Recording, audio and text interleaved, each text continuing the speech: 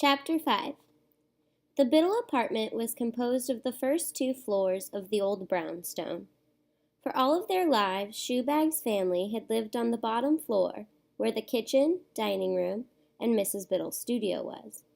They stayed mainly in the kitchen, behind things, but Shoebag had often played in the studio, where there were always cans of many paint colors and great canvases with paintings of the sea on them. Shoebag had never seen a real sea with waves and sand and a beach, but sometimes he would run up and down one of the pictures, trying to imagine his legs getting wet as if the tan colors and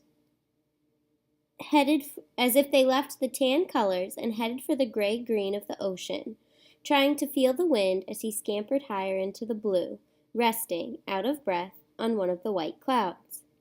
Mrs. Biddle had just finished making herself a salami sandwich on rye and carried it into the studio, where she was watching the 10 o'clock news. Shoebag had sneaked down the stairs in his new blue and white striped pajamas, with the white terry cloth robe. In his hurry to buy Shoebag clothes quickly before dinner, Mr. Biddle had forgotten bedroom slippers, so Shoebag wore only socks. He could feel the cold of the linoleum floors right through the cotton. Skin was hard to keep warm, Shoebag realized. He missed the protection of his shell, but that was the least of it when it came to missing things. He missed the freedom he had to roam about at night. Mrs. Biddle had made a bed for him on the couch upstairs in the living room. He had told him, lights out by 10 p.m., which meant Shoebag was expected to go to sleep at that hour. Shoebag also missed the old roach thrill at the approach of the nightly hunt for food.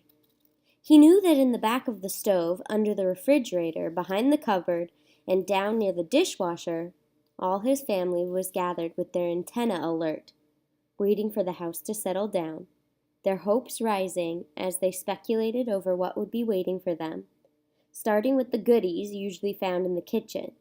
Already Shoebag could see all the breadcrumbs on the counter, left by Mrs. Biddle, and the salami grease all streaked across the carving knife.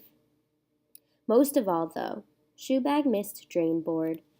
He worried that Under the Toaster would do what he had always done, run out ahead of her and grab all the best food for himself.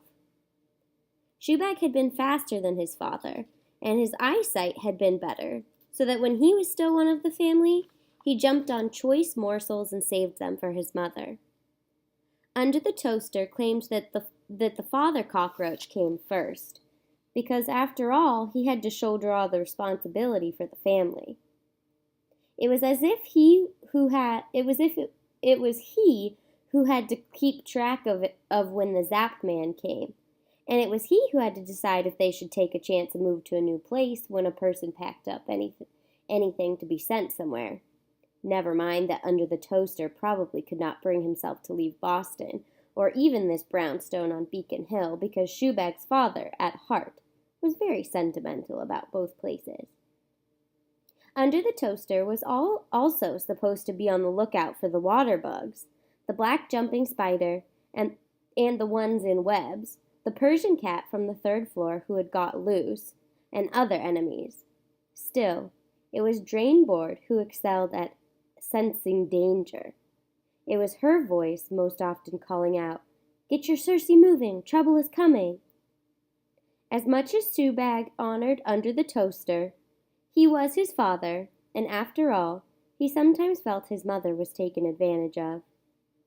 Under the Toaster took the warmest sleeping place for himself, and he was always criticizing Drain Board for things like not warning him the dishwasher had not completed its cycle, so it would start up again, just as Under the Toaster had crawled behind it. Or he would shout at Drain Board that she should have told him there was a roast in the oven, and not let him find out for himself as he hopped down to the hot burner. So Shoebag was filled with concern for Drain Board, which was why he had sneaked down to the 1st floor, past his bedtime. He could hear the television weatherman from inside Mrs. Biddle's studio, forecasting snow. Mrs. Biddle had left the little light on over the stove, and Shoebag climbed up on the kitchen stool and snapped it off. "Mama?" he whispered. Mama, it's me, your little boy. Are you there? Don't say that, honey, please. He heard her voice from somewhere. It is bad enough what has happened to you, but call yourself my little son, not my little boy. Little boys kill roaches. I promised I wouldn't, Mama, and I won't. Are you all right? I am, but your poor father is feeling badly. Look around and see if there's a choice morsel for him. There's salami grease on the knife, Mama, but I was hoping you'd have it. Would you put the knife up on the spice shelf for a moment? Your father is sleeping behind the cloves. What's wrong with him? Shoebag asked as he snapped on the stove light, got the knife from the counter, and opened the cupboard. He cut his left antenna in the oven door yesterday, said Drainboard. It hurts him badly. He can't forage for food, or be on the lookout, or any of that. Are you sure he isn't faking?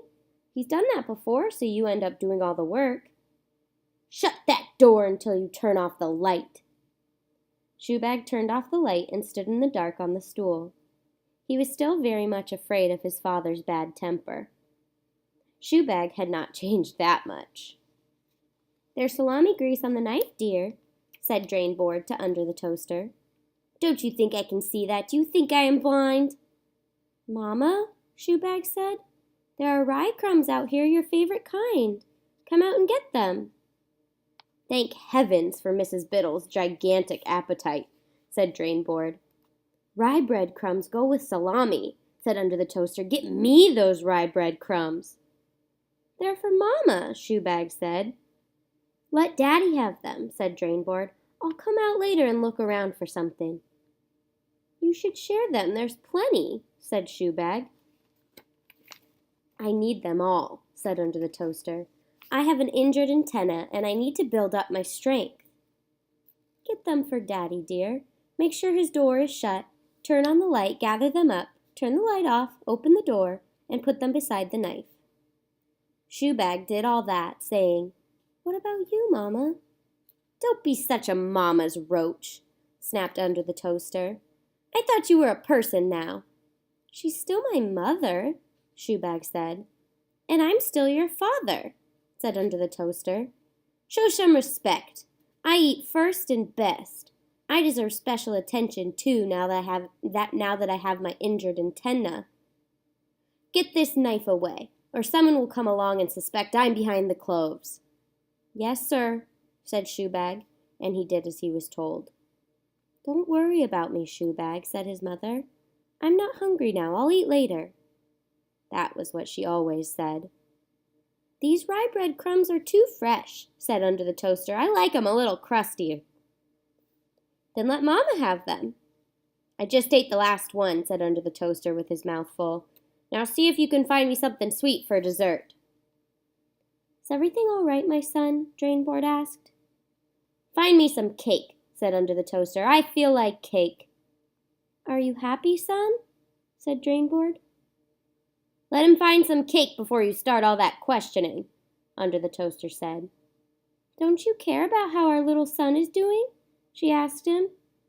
I did when he looked like me, but now... Now what? Shoebag asked him. Now give me some cake, said Under the Toaster. And that was the point when Mrs. Biddle called out, Who's in the kitchen? Rodney, is that you? Shoebag would have run back upstairs fast, except for what he saw crawling across the kitchen counter. It was the 7-legged, black, jumping spider.